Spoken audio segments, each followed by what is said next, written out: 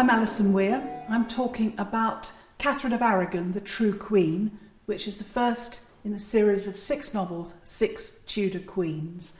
And I'm standing in Katherine of Aragon's original apartments at Hampton Court.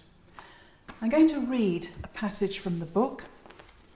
We're talking about the year 1516, the year in which Catherine has just borne Henry VIII a daughter, the Princess Mary, after losing 4 children.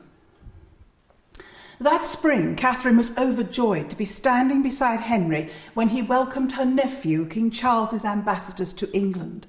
Her husband looked exceptionally magnificent, leaning against his gilded throne, wearing a cap of crimson velvet, a doublet of striped white and crimson satin, scarlet hose slashed from the knee upwards, and a mantle of purple velvet falling in heavy folds at his feet. From his gold collar there hung a diamond the size of a large walnut. From feasts to jousts to private dinners in Catherine's chamber, Henry offered her countrymen every honour.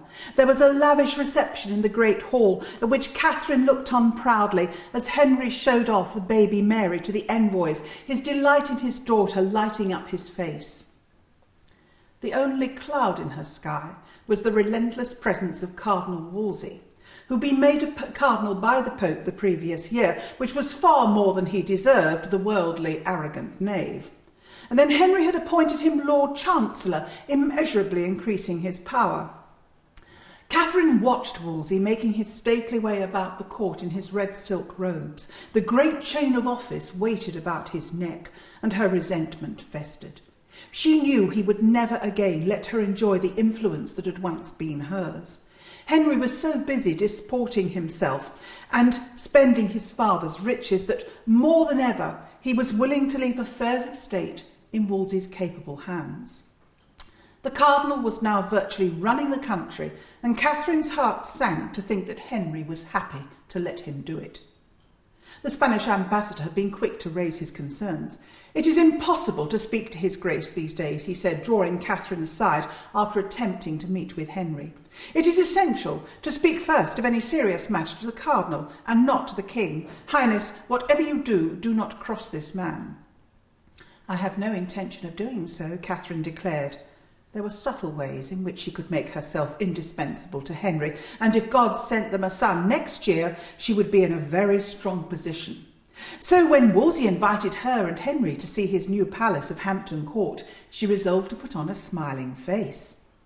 And yet when His Eminence, bustling about in all his gaudy finery, proudly showed his massive red brick residence, his private apartments lined with gilded linen fold panelling, the vast wall paintings by Italian masters, the ceilings delicately carved and painted in gold leaf, the accommodation for thousands of retainers and a host of other wonders, she burned with anger, for this house of the cardinal's far excelled any of the king's palaces in its luxury and grandeur.